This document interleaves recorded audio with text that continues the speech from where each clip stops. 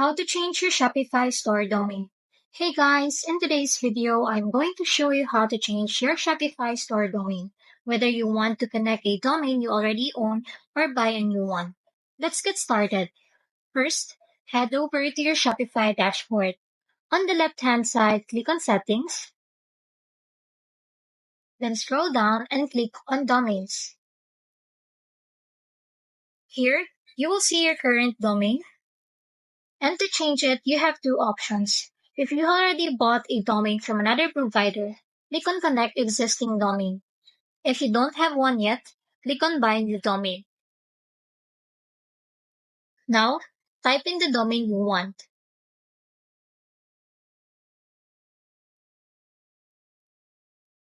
Shopify will check if it's available. If it's taken, you see other suggestions. Once you've found a domain you like, click Buy. Once you've found a domain you like, click Buy Domain, then follow these steps. Enter your billing info, add your contact details, and click Buy Domain to complete the purchase. After that, your Shopify store will be using your new personalized domain. And that's it. You have successfully changed your domain in Shopify. If this video helped you, don't forget to like and subscribe for more helpful tutorials.